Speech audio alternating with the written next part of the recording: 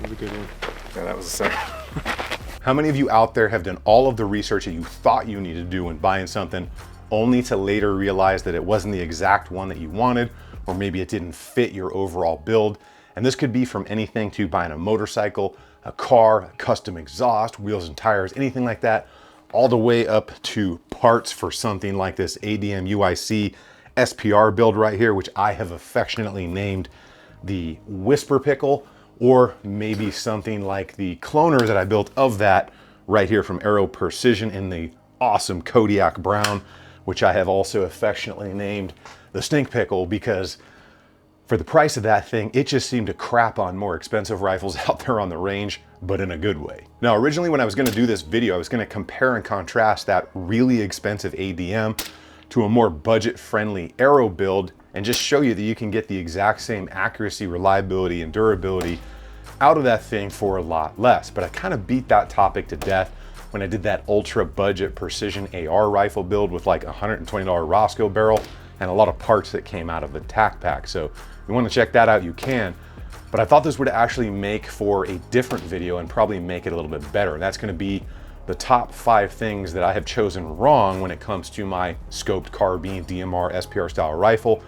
But it really crosses over into everything when you think about it. Now stick with me on this, but if you really put the time, the thought, and the research in, whether it's a dedicated scoped carbine or even your pistol or a regular rifle, you need to go about that thought process the same way. And I think thinking about these 5 topics that we're going to talk about will lead you in the right path for pretty much most of the decisions you're going to make when it comes to buying something, putting custom parts on it like a car or a motorcycle, or even these rifle setups.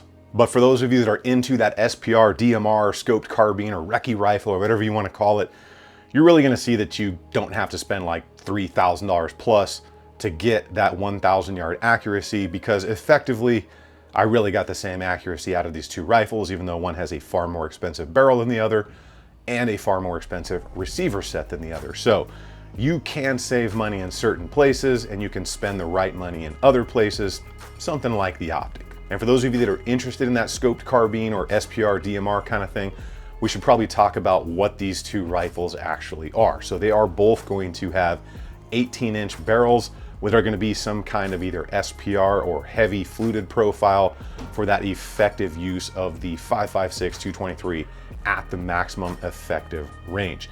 Now the ADM is going to have a Criterion 4150 chromoly vanadium barrel that is chrome lined and a heavy profile. The Aero Precision is going to have a 4150 chromoly vanadium nitrided barrel from Aero, which is actually made by Ballistic Advantage. Now, hands down, these are both sub MOA.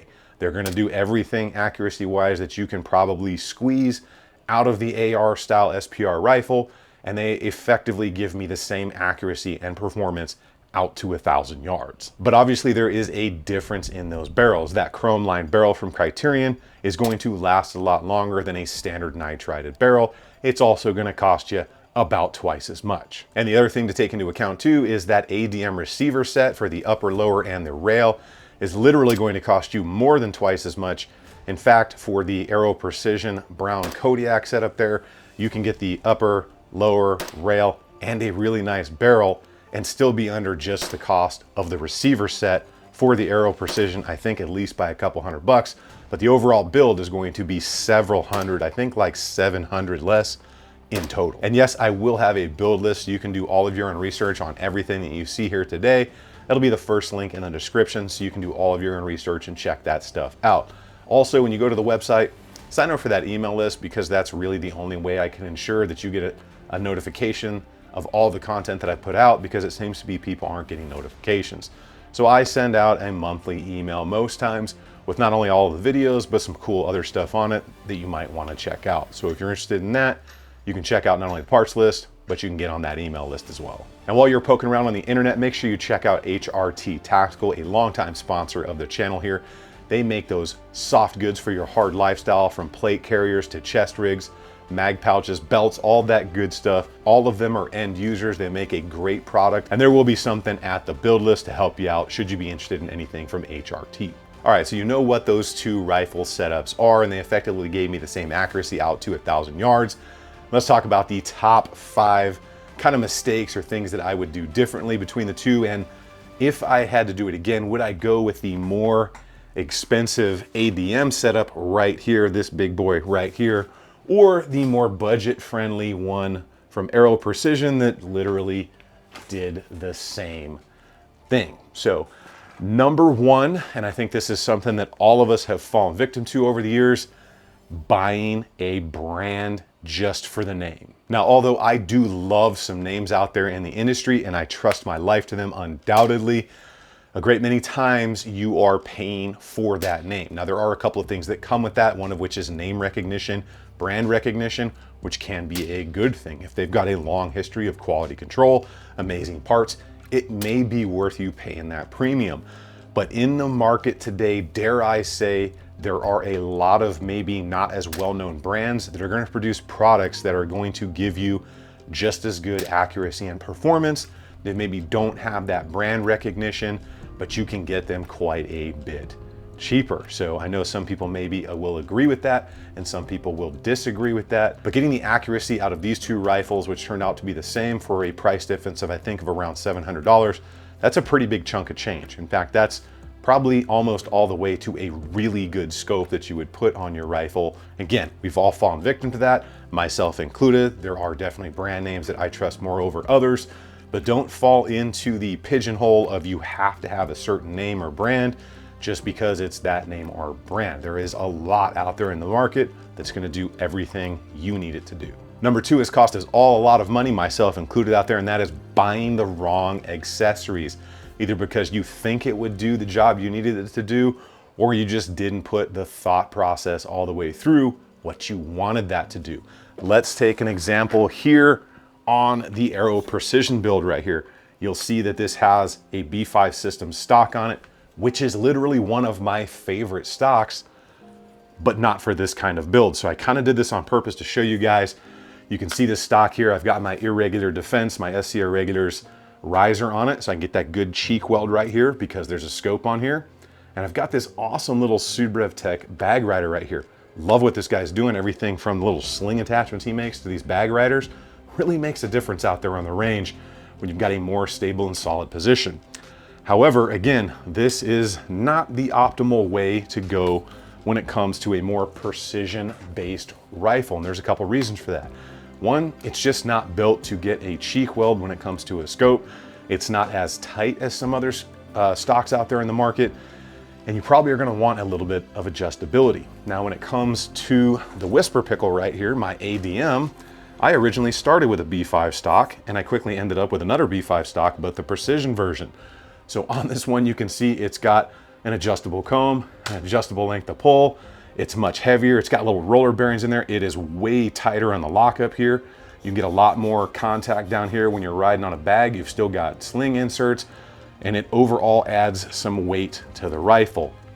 But the ability to lock that stock in, get a better cheek weld, get a little bit more weight in there, all of that gives you a more effective setup. So even though I love that B5 standard kind of SOP mod style stock, it was the wrong choice. Even after I put the stock riser and that bag rider, which again is awesome, and it will do the job, the B5 Precision stock just did the job better.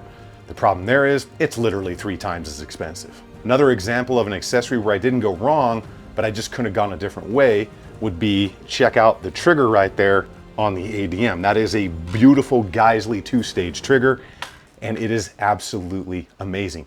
Worth every penny in my opinion. However, over here on the Aero build, you will see it's kind of a standard mil-spec looking trigger in there. However, that's actually the Schmidt 2-stage trigger, and it's nickel boron. And while it's not as precise and perfect as the Geisley, it did everything I needed it to do, and it felt really good doing it for a price point of, I think, like $200 less than the Geisley. So yes, I love Geisley triggers, specifically that 2-stage for precision, but that Schmidt tool one did everything I needed to do and felt really good, and a couple of $100 extra to throw at something like an optic or a really good mount is definitely something that I would take advantage of now. And number 3 here, and I think this one gets a lot of people, Having a defined goal and purpose for your rifle. Do you want an SPR, DMR, recce, whatever you want, you need to define exactly what you're going to do with it, because that's going to make a lot of difference in the parts, specifically the barrel that you're going to buy for it. These 18-inch barrels are amazing, getting the maximum effective ballistics out of the 5.56. However, you're gaining a lot of distance, you're gaining weight, and you're giving up some maneuverability with that. So if this is a dedicated SPR or DMR style rifle, an 18-inch just seems great. However, if you want something that's a little bit more do more friendly, you can get something shorter, right? Because if you go down to something like a 13.9, although you can reach to 1,000 yards with that, trust me, I've done it, it's not going to be as easy or as repeatable as an 18. But if you're going to stay in like that 600, maybe 550 and in range, then something like this Griffin armament, more of a kind of recce build right here with a 3-15, 12 o'clock mounted optic, and then obviously bipod out there, that is going to be much more diverse than one of these 18s. So if you want something that you can easily, and I mean easily, get out to 600 plus and even get out to 1,000 with this thing, just not as repeatably and easily as an 18, then something like this, a 14.5, may be really good. Because if you look at that, that's a Vortex Venom 3-15 with that 12 o'clock mounted red dot. And there's a reason I built this that way, because I've pretty much gone away from LPVOs, because the minimal size and weight pickup you get from going to a full scope like a 3-15, which is really awesome for the money, and then mounting that optic offset or 12 o'clock, whatever you want to do, you're getting a lot more out of that package, right? So if you're up close and you can use this up close, maybe ditch that bipod, go to work, do what you got to do, that red dot is going to do everything you needed to do up close. Now, when it comes to reaching out further, the LPVO has a lot of holdbacks as compared to a 3-15 like this. A real large scope like that is going to give you a better eye box. It's going to give you a better field of view. It's going to give you more clarity, and it's really going to give you a better reticle, which I'm a huge fan of because I like to just use the reticle and not dial. So if you want to build something like that, really think about the purpose of it, what you want to do with it, because this setup here can do a lot where those 18-inch setups are really geared towards one thing, and that's distance. And the last thing I'm going to say about having that defined goal is going to be purpose-driven ammunition. So every barrel at every different length is going to tell you a different story on paper when it comes to that accuracy, even if they're the same brand, right? And different barrel lengths and different barrel twist rates are going to like a specific or different grain weight or even brand of ammunition or style of ammunition.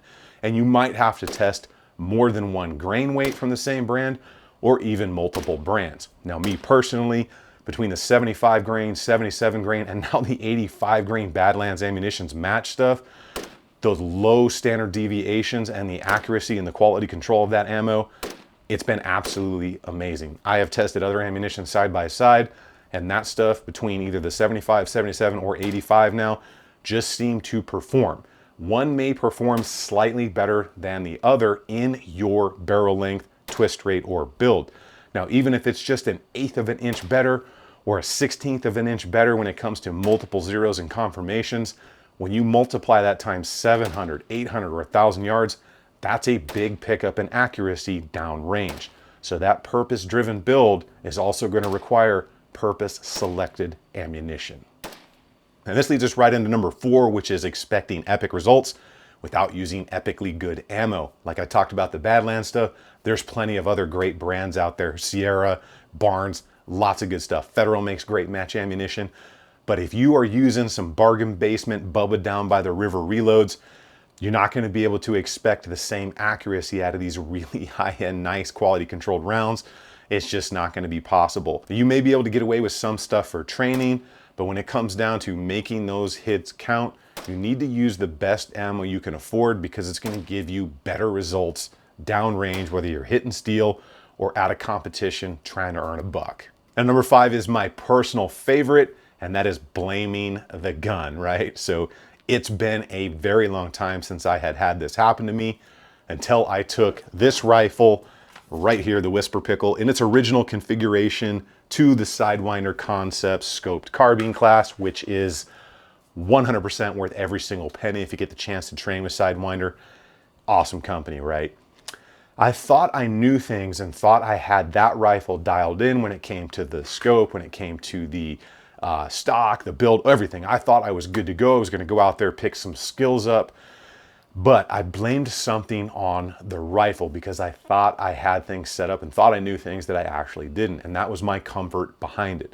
So I've had spinal surgery before, and I've always since that had the thought process and the physical pain response process that I just can't lay behind a rifle for a long period of time. I've had spinal surgery, you know, it's just uncomfortable. So I'm gonna shoot for a little bit, then I gotta get up, move around. Needless to say, I would not make a great sniper these days, right? Because sitting in that position, right? So as I was explaining this to Adrian, he kind of smirked and laughed, was like, yeah, okay, well, cool, let's do some shooting. And then quickly schooled me on how much I didn't know in an appropriate instructor-student way.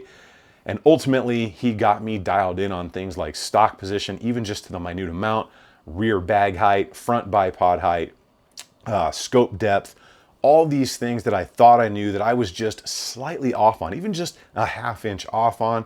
And I went from being uncomfortable in 5 minutes or just a couple of trigger pulls behind a rifle to where I can literally sit behind one of these things for hours on the range and be completely comfortable. So I had blamed that rifle for my failures of understanding certain informations and position because one, I didn't go have somebody fix that stuff for me or take that second look. And I took it for granted that just because I had done certain things or been taught certain things a certain way, that I was effective at putting my gear together for the most effective package out on the range. And oh boy, was I wrong. But now, having that information, I am confident setting up all of my rifles now to where I have maximum comfort, accuracy, and I know I can sit behind that thing and perform for very long periods of time. And trust me, there's nothing like getting humbled out on the range on camera in front of a bunch of people. It's just a good day out there. Now, remember when I posed that question up front, would I do this ADM right here again, which is extremely expensive as compared to something that's a little bit more budget friendly like this one? And yes, these things are super heavy right now. And that's really going to be a two-part answer. So I had budgeted for this ADM. I wanted it. I wanted that anodized green. I wanted to call it the Whisper Pickle because it's got this suppressor on it. And I wanted that Steiner T6i. I had already built that thing out in my mind. So yes, because I wanted it and I had the budget to spend. However, when I got into this arrow, I quickly realized that I could get all of the accuracy that the Whisper Pickle was giving me in the ADM, although it lacked the ambi controls. But I found out quickly that as much as I love ambi on, like, you know, up close battle rifles for CQB or something, not really needed on an SPR style rifle. And then I found out I could save several $100s building this thing. So yes, I love this thing. Yes, I wanted the Whisper Pickle. I am so happy that I spent the money on it and built it. But if I were on a budget, there is no way I would spend the amount of money that I did on this ADM, even though I love it to death, right? I'd be building something like this Arrow. Now, Arrow is coming out with their Pro receiver set. I think you can pre-order them now, which is fully ambi. But honestly, again, I think that's kind of a waste of an upgrade, and you can put that money into other things along with maybe that trigger, right? Saving a couple $100 over the Geisley. You can put all that money into the optic because yes, the glass does make a huge difference.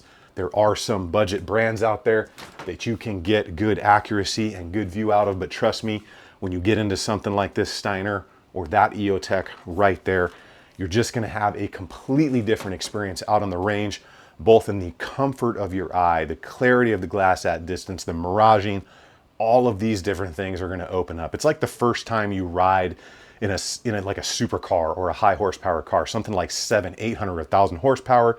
You're just kind of like, oh, now I get it. It's the same thing with a really good scope. Once you use one, you're kind of like, oh, I get it.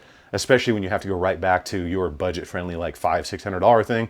But there are some sweet spots out there like that Vortex Venom, the Vortex Viper line, those things, the PST series. Those are like a true gem in the price point. But when you really want that distance and you really want that clarity, sometimes you just got to spend the money. And if you spent less on the build and you're getting what you need out of it to get out to the distance you want, You can save in certain areas and get better glass, you know, get maybe a better trigger, whatever it is. Save where you can, spend where you need to. Make sure you tell me in the comments down below where you went wrong in your build, whether it was a rifle, a car, whatever it was. Get subbed up to the channel. Keep an eye out for this video coming real soon. Remember, if you stay ready, you ain't got to get ready. I will see you all on the next one.